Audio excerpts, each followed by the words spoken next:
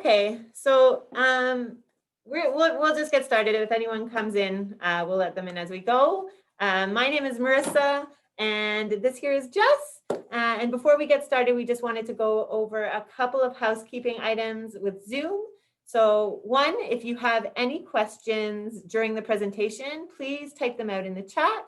We will have a question and answer period at the end and read them all out to our guest presenter and address everything.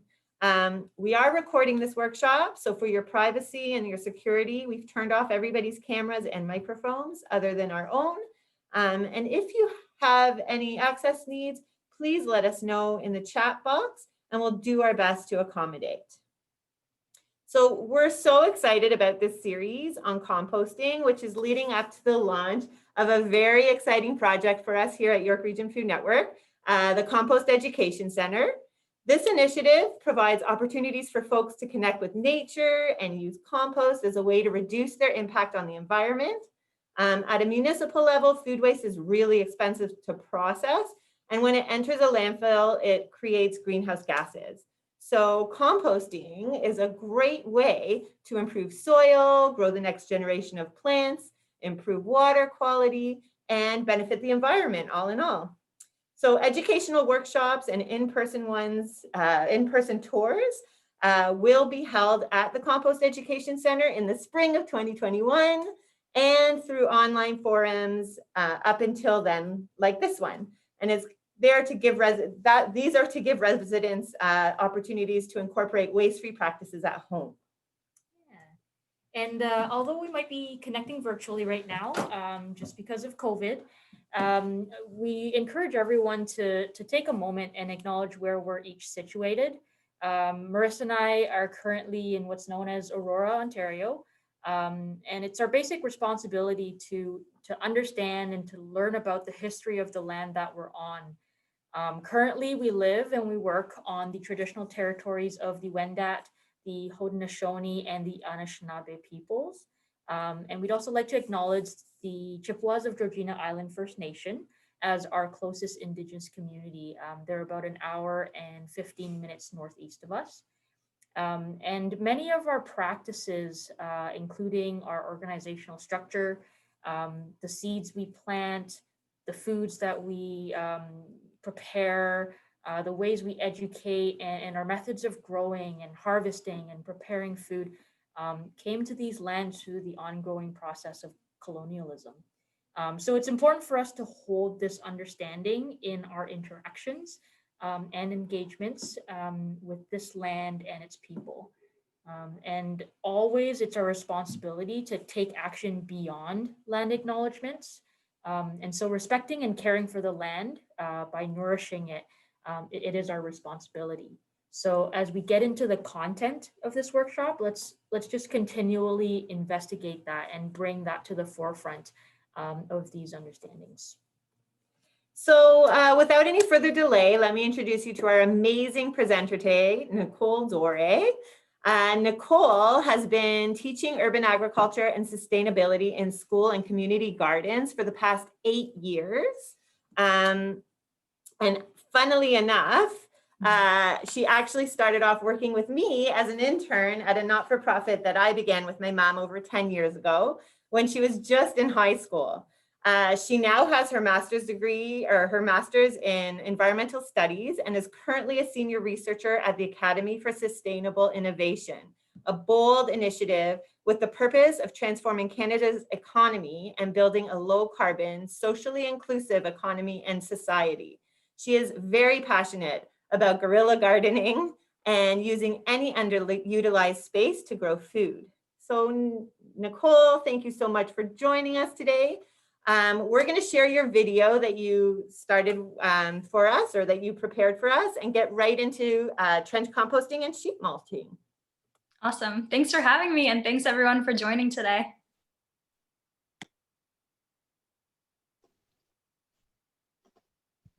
Hi everyone, my name is Nicole and I'm an environmental consultant, researcher, and urban agriculturalist. I started my food growing journey when I was 15 years old, volunteering for an organization that some of you may know called Seeds for Change. We started our first community garden behind a fire hall, about 4 blocks from where I lived.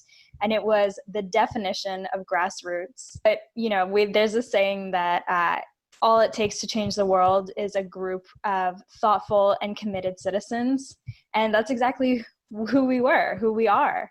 Today, I work full-time on low carbon and social equity initiatives at scale, but I still teach what I've learned to those who want and need to grow their own food. I really believe that healthy, fresh, organic food is a human right, and that this knowledge should be made as accessible as possible. So that being said, today we'll be learning about what is literally foundational to this work, which is creating healthy, rich, and prosperous soils. Welcome to our workshop on healthy soils, with a spotlight on lasagna and trench composting. I like to think that I'm a big picture thinker and a local level actor. I believe it's really important to consider both the larger impacts of our actions on the world, and then also consider the bigger picture or the broader context before we take action. So the bigger picture is this. We're facing an immediate environmental emergency involving multiple threats: climate disruption, a global water crisis, vanishing species, food insecurity for nearly 1 billion people. Many of our fresh water supplies, both in Canada and around the world, are in severe decline, both in quantity and quality, and soil degradation is at an all-time high. There are a lot of different pieces to this puzzle, but one that I think flies under our radar most often is our soils. We don't really think about our soils when we think about climate change or species extinction, but protecting and restoring our soils is one of the many keys to alleviating so many of these threats and limiting the climate crisis. Healthy soils, they don't just capture carbon, which is, currently one of our greatest challenges as a species, but healthy soils also increase crop yields, which means there's more food to go around. Healthy soils increase the nutrient value of foods, which boosts human health, and it supports food security globally.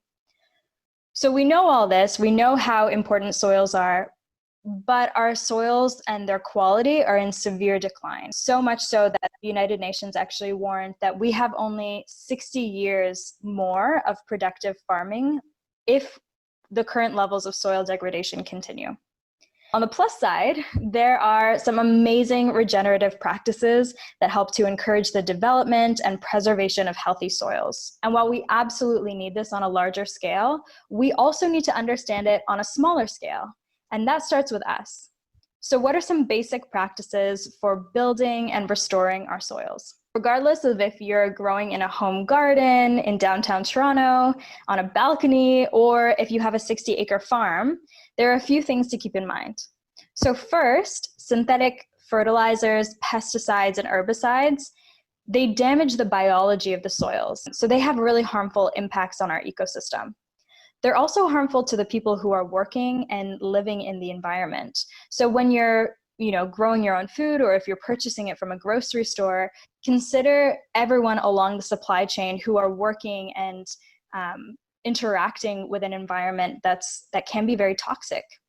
It helps to choose our food in a way that's organic wherever possible, but also when we're growing our food, using organic fertilizers and natural pest controls rather than harsh chemicals will help to preserve the soil and keep our families and our communities safe and healthy. Our focus today, though, is going to be on several key pieces. So several tips that you can implement yourselves at home to really help preserve and restore our healthy soils. So the first is, as much as possible, to reduce soil disturbances like tillage. So I'm going to teach you one method of preparing the soil, which requires absolutely no tilling. The second is to keep the soil covered and avoid having bare soil. This is a practice that we're going to implement today. And most important for our purposes today, we need to feed the soil. And that requires inputting a mixture of rich, plant-based materials to diversify the biology of the soil. So now we're going to get into it. We're going to start with the composting process. So I'm going to teach you 2 methods of composting today. Both of them I would consider fairly basic. So if you're starting out, these are great practices to try. Nothing too complex, nothing that requires any sort of financial investment, very little time investment. And I like to consider it the lazy gardener's method because it's very light touch. So once you set it, it's good to go. So the first one that we're going to explore today is lasagna gardening. And this is absolutely the lazy gardener's secret because it's one of those things where you build it and you leave it. So the idea behind lasagna gardening is that you spread a mixture of materials directly into the garden, very, very thinly, so that they break down on their own with little to no help from us. The ecosystem and the microorganisms, they do all the work.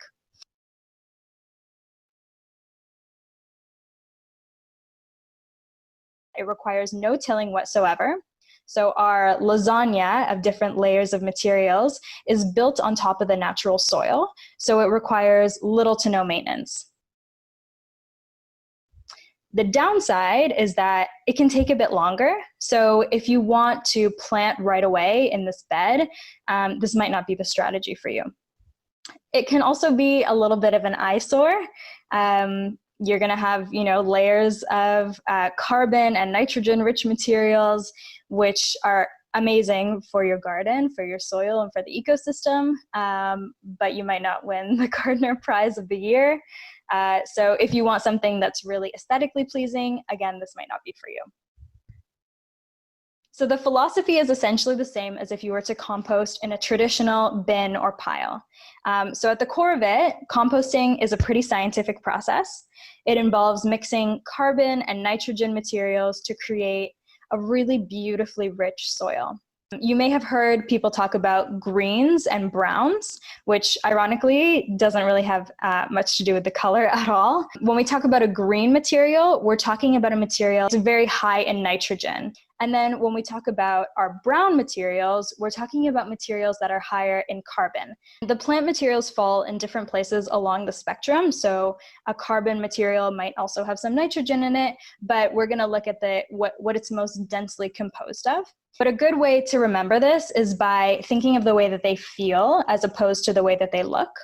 So higher nitrogen or green materials, they tend to be softer, they're more pliable. Brown materials or higher carbon materials tend to feel more stiff, they might feel woody, and we want a good mixture of the two. So the idea is that you have a soil that's not too damp and mushy, but you don't want a soil that's really dry and gritty. Too much carbon, for instance, those stiff and woody materials, your compost is going to be too slow. It's going to take a really long time to decompose. If there's too much nitrogen, so those softer materials, it might get anaerobic, it might get smelly, it might get really hot, very moist, and that's not anything that you want to be planting in. So the combination of the two is really the great balance.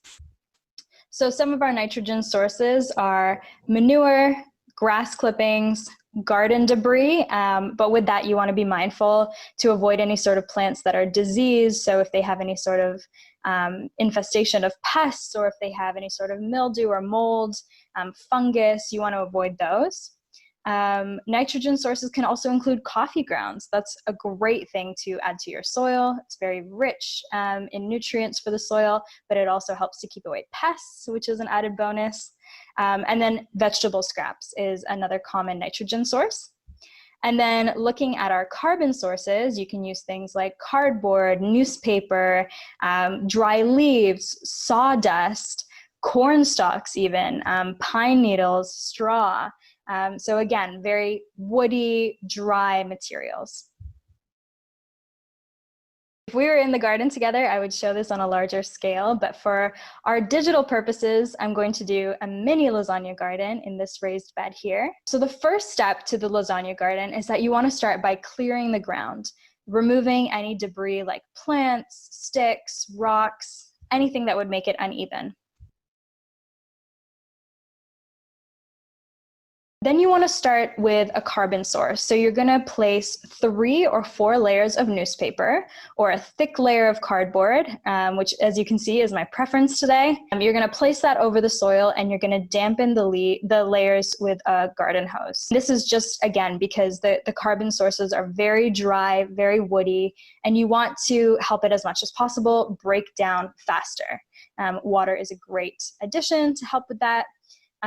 You also want to make sure that the newspaper or the cardboard that you use is matte, so it's not shiny, it's not glossy. These inserts oftentimes contain toxic dyes or varnishing chemicals, and you want to be able to keep those out of your soil and ultimately out of your food. So I like to spread 1 inch of compost over the first layer of newspaper or cardboard. This is because compost is excellent at absorbing and retaining moisture. And that means that I can use less water, both now and in the future. The rich nutrients that are found inside the compost here will ultimately feed the fruits and vegetables that I'll grow in the spring.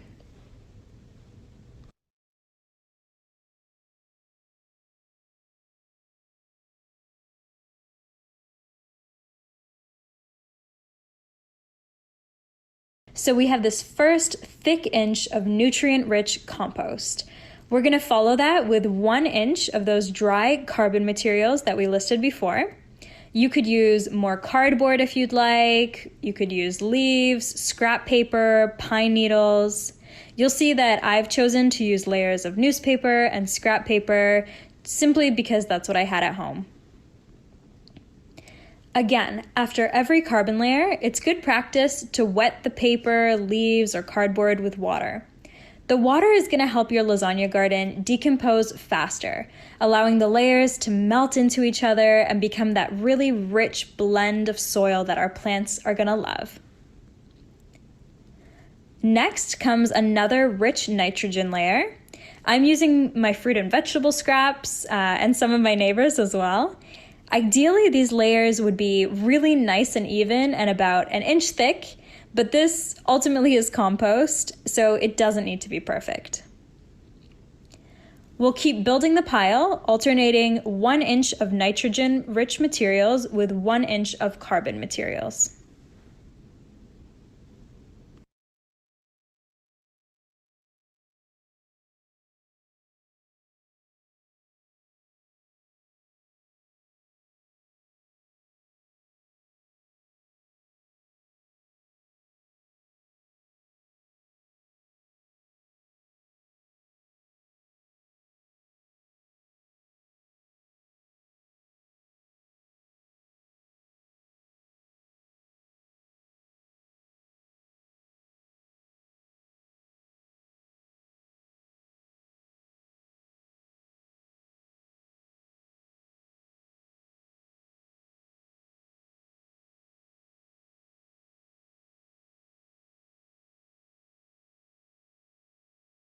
Okay, so this is my signature layer and spotlight ingredient, coffee grounds. Coffee grounds are incredibly nitrogen rich, so they make an excellent green layer in spite of their color, but they also serve a double purpose. Coffee grounds are said to repel pests like slugs, ants, and even neighborhood cats. As an added bonus, they also attract earthworms and other organisms that will help our pile decompose quickly.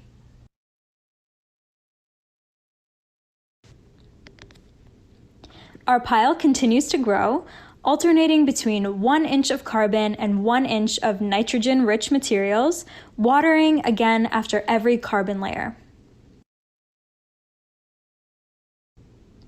Then we'll seal our lasagna garden with one final 2-inch layer of carbon.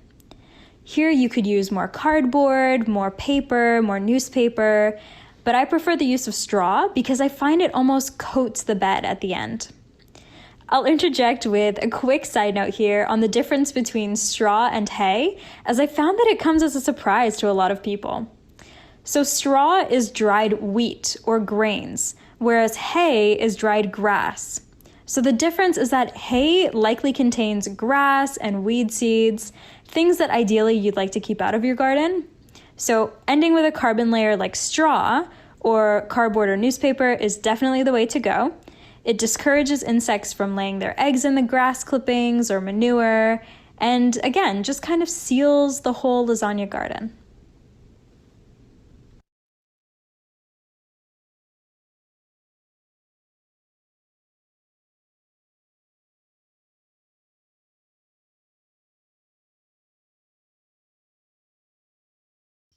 So now you're done. The decomposition process begins, and by next spring, your compost will be finished. You'll know when it's done because all of the layers will have melded together, and it will look and feel very much like just a rich soil, a very rich bed. So like all compost, lasagna gardening adds nutrients and microorganisms to the soil. It aerates it and improves its texture. This is a no-tilling method, which, as we know, is a really great way to preserve and restore our soils. It supports the soil health. And yeah, it's a pretty simple, easy way to get your compost and your garden going. So we're going to move on to our second method of compost, which is one of the easiest out there, and it's called trench composting. Trench composting is what I like to call invisible composting. You won't see it, you won't smell it, you'll barely even remember that it's there. Trench composting is a way of composting where you bury the scraps directly into the soil. My family's home is a bit further out of the city, so we see a lot of animals. When we first started composting, we had it in a traditional standing composter, which almost always got broken into by our friendly neighborhood raccoons and rabbits and squirrels and foxes, the whole happy lot.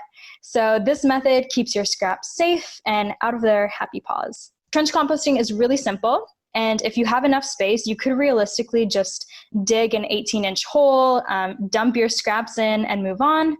But if you want to be organized, which we should always aspire to be, you can divide up your garden into sections with a plan to rotate your trench every 3 to 6 months.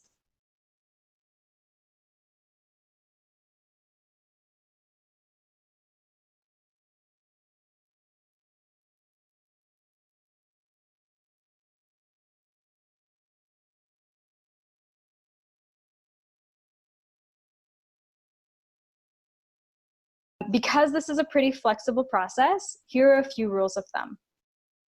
So first, you want your hole to be between 12 to 18 inches deep and at least 6 inches away from the nearest plants. Luckily, there's not very much planted in this garden today, so keeping the 6-inch distance from the nearest plants isn't going to be difficult whatsoever. I'm going a little bit too shallow today. I would recommend going deeper than I am today. Here, my hole is about 12 inches deep. I'm in a pretty shallow bed, unfortunately, so I don't have a lot of room. This would be great to do in an in-ground bed. Then I'm gonna fill in my materials. So here I have those really nitrogen-rich materials. I'm gonna bury this into the bed here, and then we're gonna cover the material with at least 6 to 8 inches of soil. I'm also adding a layer of straw on top. This will help add a little bit of depth to my trench where I'm finding that the bed is a bit too shallow. It will also help keep the soil protected over the winter. It's always a great practice to keep your soil covered to reduce soil erosion.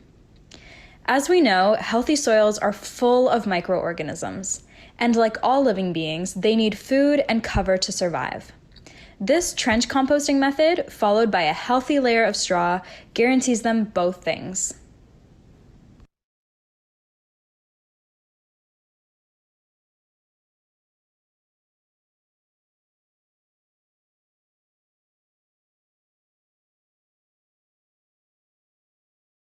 So what can you bury in your trench? So here's where we'll go back to our greens and our browns.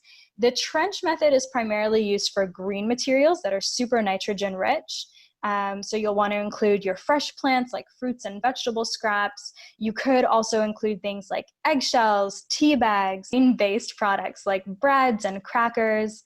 You'll want to avoid things like meat, bones, dairy, oily and greasy products, just because it's not as it's not going to really add as much to the soil, and it might also attract animals that you would like to keep away.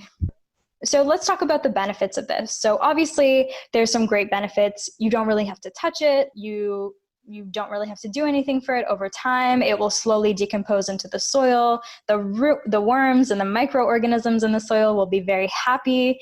One of the downsides, though, is that sometimes people really like to have shovel-ready compost, which means you have your compost pile or your bucket, and you're able to move it around the garden. And you can add it to pots or raised beds. So this method isn't great for that because obviously you're burying it right in the ground, in the bed, but it does add a lot of richness to the soil in which it's planted. And you're done. You've successfully explored and hopefully will deploy 2 easy composting methods. I know that this has been a lot of information, so here are a few key takeaways. To start, these 2 methods balance the carbon and the nitrogen naturally found in organic materials, turning our household waste like paper, cardboard, coffee grounds, and food scraps into something of incredible value. Second, remember that developing and sustaining healthy, nutrient-rich soil is the key to developing and sustaining healthy and nutrient-rich food sources. Finally, healthy soils make healthy people and a healthy planet.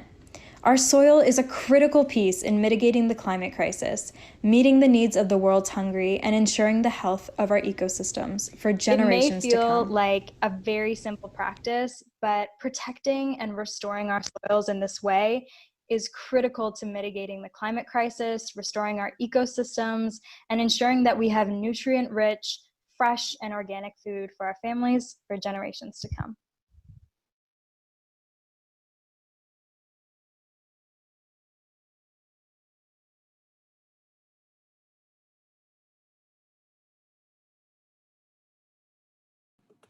Hi, Nicole, and hi, everybody. Thank you so much. That was so informative and so amazing. I know we have a few questions. We're gonna move on to the question and answer period right now. So if you do have any questions for Nicole, please type them into the chat, and we will get right to them. The first one we have was, can this be done in the fall or only in the springtime? Yeah, great question. This can be done any time of year, but just bear in mind that we're talking about lasagna or the trench composting. I think the lasagna gardening. Yeah, so lasagna gardening takes at least 6 months to kind of break down. So any time of year that you start, just kind of bear that timeline in your mind. So if you're starting at the beginning of the year, you might not be able to plant in the lasagna bed that season. Okay. Now, how many layers do you do in total in the lasagna garden? Yeah, that's a great question. So for my purposes, in my raised bed, which is quite small, I did 6 1-inch layers, but you can do upwards of 18. I've seen some people do 3 feet tall, so it's very flexible, but I would say at least 6 1-inch layers with a 2-inch carbon layer on the top, like straw, dried leaves, newspapers, that type of thing. Fantastic. Okay. And just a clarification question. What was it that you covered the trench with before putting the straw on? Sorry, I didn't hear you. Yeah, sorry. So what was it that you covered the trench with before putting the straw on? Was that just the soil that was in the bed originally? Yeah, so I just covered it with the soil that I had dug up, and you want to make sure that that's about 6 inches worth of soil from the food scraps to the top. And then I covered that in straw, about 1 inch or 2 on top of that. Okay, the next one's I have a hard time finding organic straw. Would you have a source to recommend? Yeah, that's a great question. So without promoting any store in particular, I found mine at Fiesta Farms in Toronto, which is by Christy Pitts. I will say though, you don't necessarily need straw, you just need a carbon layer. So if you want to use the dried leaves that have fallen off the trees, if you want to use any type of mulch, that works just as well. But yeah, Fiesta Farms. Okay, and in regards to the trench composting, would animals dig into the soil once you've covered the vegetable scraps? Yeah, good question. So in my experience, and I was even watching as I did this in my own backyard because I have quite a few squirrels that come around and they've buried their nuts or they're curious to see, if there's any apples that have fallen off the trees. And what I noticed is because I added some coffee grounds in there, maybe because of the coffee grounds, maybe it's because of the depth at which I buried everything. They went right over the compost pile and they didn't dig. And so I was like, okay, this is great. This is working. But yeah, I always recommend coffee grounds as like a magic touch to just kind of deter pests because they hate the smell. And then Narissa asks, can we add the layers one at a time? So when you say that, what I imagine is that you would have, a layer of vegetable scraps and a layer of newspaper, and then you would come back to it and add a few more as you kind of go. I wouldn't recommend this for lasagna gardening because you want all the layers to kind of meld together at the same time. And because it takes so long to do that, your compost might be ready at the bottom before the pieces on top are ready, and then it's just sitting there. But also because you do want to create that depth so that the animals don't just start pulling away at what you've created. So I wouldn't recommend that. But if you wanted to do something over a period of time, the trench method is a great way to do that because you can dig as deep of a hole as you want and then just keep coming back to it to fill it. And just always make sure that you have that 6-inch between the bottom and the top worth of soil or mulch. But that's a better option if you wanted to do something over time. So I think that's all the questions that were in the chat. One of the things that I thought we should mention is that this is the perfect time to do some lasagna gardening or some trench mulching, like trench composting, I should say. It's really great to get everything in there, and by the time spring comes around, you have sort of a garden ready to be planted. So it decomposes during the winter. It really is a great time to do it. So we hope that everyone gets out there. One more question did just come out. So bear with us. So Susanna says, some say burying banana peels and other carbon before planting. Would you recommend this? I'm guessing, Susanna, you're talking about directly before planting? Yes. So the question is just to confirm, do I recommend burying banana peels and other carbon sources before sealing off the trench compost? I think Susanna was saying directly before planting, so almost like without that 6. Before planting seedlings or a tree. Okay.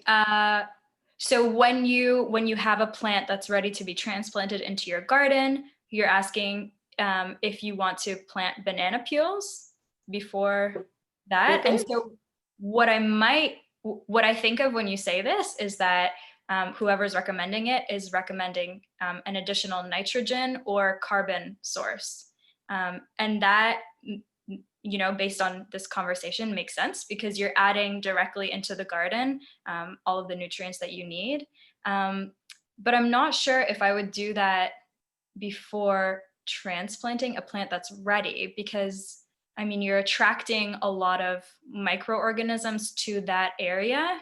And if you had, I don't know, let's say you were attracting something that was attracted to the banana, but was also attracted to your tomato plant, you might then be attracting the wrong organism. So I'm not sure. I haven't used that technique before, but the short answer is that I don't have a 100% yes or no for you, but an interesting experiment. Yeah. Thank you for that. I think that's all the questions. Yeah. Okay. So we just want to say to everybody, first of all, who participated and is here with us, thank you so much. We want to say to Nicole, we so appreciate all of your time and effort putting this together and talking with us all. We're looking forward to hearing from you all. If you guys try this method or these methods, please let us know how it goes for you. And if you do have any questions while you're doing that, or if you have any questions in regards to composting at all, you can always reach us at York Region Food Network. Yeah, if you have any questions for Nicole, we can pass those questions on. But I would love to see even like videos like what Nicole was doing, but videos of when you guys do your lasagna composting. That'd be pretty cool. So yeah. Wonderful.